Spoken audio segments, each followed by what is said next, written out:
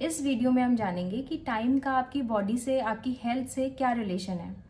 आज हम 11 चैप्टर हैं of the book Ayurveda the science of self healing. I am doctor Vibhuti Yadav. So let's begin.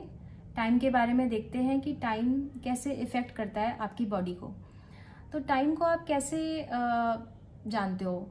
आप seconds, hours, minutes इस तरीके से आप जानते हो, या डे या मंथ्स, ईयर्स इस तरीके से जानते हो कि टाइम हमारा टाइम बीत रहा है।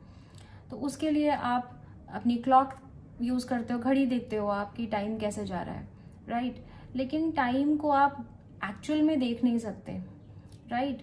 टाइम को आप सिर्फ फील कर सकते हो कि टाइम हैज़ पास्ट, राइट। तो आपकी जो बॉडी है, बॉडी के अंदर जो है वो टाइम का बड़ा इम्पैक्ट है।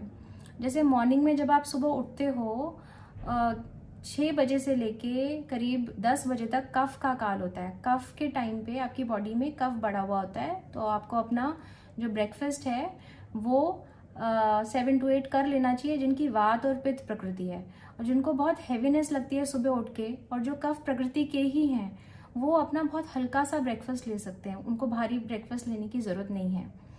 10 to 2 PM तक आपका पित्त का काल होता है। दैट मीन्स वहाँ पे पित्त बढ़ा हुआ होता है। उस टाइम डाइजेशन बहुत ज़्यादा होता है। उस टाइम पे आपको लार्ज मील लेनी चाहिए। उसके बाद फिर 2 से 6 बजे के बाद 6 बजे तक आपका वायु का वात का टाइम है। उस टाइम पे आपने देखा होगा कि आपको ब्लोटिंग बहुत ज़्यादा शुरू हो जाती है शाम के टाइम पे, क्योंकि हल्कापन हो जाता है बॉडी के अंदर और हमें लगता है ये क्यों हो रहा है, क्योंकि वायु बढ़ गई है। और अगर आपने उस टाइम पे चाय पी है या उस टाइम पे आपने ऐसा कुछ खाना खाया है जो वायु को ही बढ़ा रहा है, तो क्या होगा, तो आपको और ब्लोटिंग शुरू हो जाएगी। उसके बाद 6 से फिर 10 बजे के बीच में फिर आपका कफ का टाइम है, तो आपको अपना डिनर ले लेना चाहिए 6 बजे तक एटलीस्ट। और उसके बाद फिर 10 से 2 के बीच में आपका पित्त का टाइम है। आपका स्टमक एम्प्टी होना चाहिए जब आप सोते हैं। और अगर आप रात को बहुत लेट खाना खा के सोते हैं तो it creates disturbance in your metabolism. आपकी बॉडी में डिस्टर्बेंस क्रिएट हो जाता है, क्योंकि रात को आपको भरा हुआ जो आपका डाइजेशन जो है वो हो रहा होता है बॉडी में, रिपेयरिंग हो रही होती है बॉडी में, तो उस टाइम पे हैम्पर हो जाता है सब कुछ। अगर आप बहुत लेट खाना खा रहे होते हैं तो it has to be empty. जब आप सोते हैं तो आपका स्टमक एम्प्टी होना चाहिए। उसके बाद फिर रात को 2 बजे के बाद से आपका वायु का काल शुरू हो जाता है। और उस टाइम पे जब आप सुबह जल्दी उठते हैं 4-5 बजे के आसपास, तो उस टाइम पे एक्सक्रीशन नॉर्मली बॉडी सपोर्ट करती है। क्योंकि वायु जो है वो डाउनवर्ड होती है और आप इवैक्यूएशन जो है वो इजी होता है अगर आप टाइम पे सुबह उठते हैं, तो सूर्योदय से पहले उठते हैं तो। So this is the impact of वात, पित्त and cough in a day. आपके पूरे दिन में उसका क्या इम्पैक्ट आ रहा है वो जो है इससे पता चलता है। अगर आप ये सोचें कि अगर आप ये सोचते हैं कि आप कभी भी खाना खा लें तो उससे कोई फर्क नहीं पड़ेगा, तो उससे फर्क पड़ेगा, क्योंकि बॉडी के अंदर जो वात, पित्त, कफ हैं वो तो उसी टाइम पे एक्टिवेट होंगे। और आप खाना कभी और खा रहे हो तो फिर वो डाइजेशन पे इम्पैक्ट डालेगा और फिर उससे डिजीज हो जाएंगे। तो इसलिए आपको जो आपकी बॉडी की जो रिदम है, जो बॉडी का टाइम है, उसके साथ चलना है, या वात, पित्त, कफ का जो टाइम है उसके हिसाब से चलना है। वैसे ही जो सीजन्स होते हैं, सीजन भी अलग अलग टाइम पे आते हैं, है ना। तो जैसे सितंबर, अक्टूबर और नवंबर का टाइम होता है जब लीव्स फॉल डाउन, तो उस टाइम पे क्या होता है, उस टाइम पे वात प्रेडोमिनेंट होता है। और जब दिसंबर टू फरवरी फिर कफ प्रेडोमिनेंट हो जाता है, तो आपने देखा होगा कि कफ से रिलेटेड प्रॉब्लम्स जो हैं, जैसे कोल्ड है, कॉफ है, कंजेशन है, ब्रोंकाइटिस है, वो बढ़ जाता है। और स्प्रिंग जो होता है, स्प्रिंग के टाइम पे, that is from March to May, उस टाइम पे ये जंक्शन है between the winter and the summer. तो इस टाइम पे कफा एग्रेवेट हो जाता है अर्ली स्प्रिंग के अंदर, और पित्त जो हो जाता है later part of the spring में एग्रेवेट होता है। और उसके बाद फिर आपका समर शुरू होती है, और समर में फिर आपका पित्त जो है वो बढ़ जाता है। और पित्त के अंदर क्या होता है, आपको फिर बॉडी को कूल डाउन करने के लिए आपको ऐसा खाना खाना चाहिए ताकि वो एग्रीवेट और ना हो, क्योंकि एटमॉस्फेयर में पित्त बढ़ा हुआ है, उसी तरीके से बॉडी में भी बढ़ा हुआ है। और आपको एनकरेज करना चाहिए कि पित्त कम करने वाली चीज़ें आप खाएं, क्योंकि इस टाइम पे पित्त डिसऑर्डर्स बढ़ते हैं, जैसे डायरिया हो गया या फिर burning of eyes, sunburn, hives, ये सब चीज़ें होती हैं, आपने नोटिस किया होगा।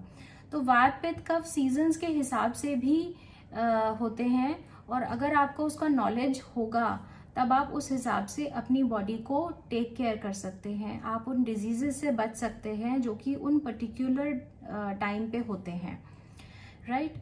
उसके बाद होता है कि सन और मून का जो इम्पैक्ट है वो क्या है हमारी बॉडी पे।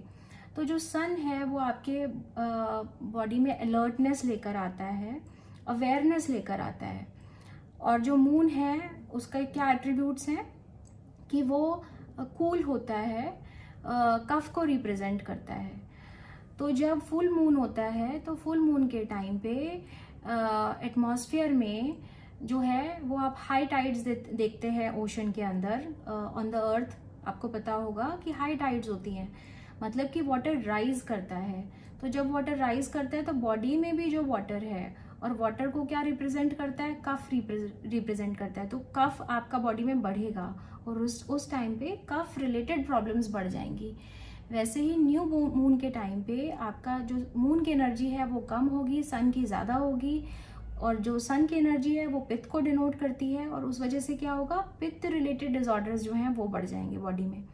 सो you have to be careful on those days, you know that this is increasing in my body at this time. And अगर आपकी प्रकृति उसी हिसाब की है, अगर आपकी पित्त प्रकृति है मान लीजिए और न्यू मून है, तो उस टाइम पे पित्त बहुत बड़ा होगा आपकी बॉडी के अंदर, तो आप उस दिन बहुत ज़्यादा स्पाइसी ऐसा खाना खाएंगे, गर्म खाना खाएंगे, तो फिर क्या होगा, फिर तो कुछ ना कुछ प्रॉब्लम होनी ही है, या तो इमोशनल आउटबर्स्ट हो सकता है बहुत ज़्यादा पित्त के तरीके से, या फिर कोई ऐसी फिजिकल प्रॉब्लम भी हो सकती है। तो you have to balance it by cooling foods, you have to balance it by in atmosphere जहाँ पे आपको अच्छा लगे, जहाँ पे आपका माइंड रिलैक्स्ड रहे, क्योंकि इस टाइम पे आपकी बॉडी में ऐसा इफेक्ट हो रहा है, आपको पता है। सो इस तरीके से आपको अपनी बॉडी के बारे में पता चलेगा जब आपको टाइम पता चलेगा कि वात पित्त कफ का टाइम कब कैसा है। तो ये पता करना बहुत ज़्यादा ज़रूरी है, ये पता होना बहुत ज़रूरी है। आयुर्वेद के हिसाब से आपको अगर आप इसको फॉलो करते हैं तो आपको अगर पता होगा तो it will be easy for you to lead your life. So this was it for this video. आज के वीडियो में हमने टाइम के बारे में देखा कि टाइम का क्या रिलेशन है हमारी हेल्थ से। तो I hope you have understood, और आपको कुछ पता चला हो इसके बारे में, समझ में आया हो। अगर आपको नहीं कुछ समझ में आया है तो आप मुझसे कमेंट करके पूछ सकते हैं।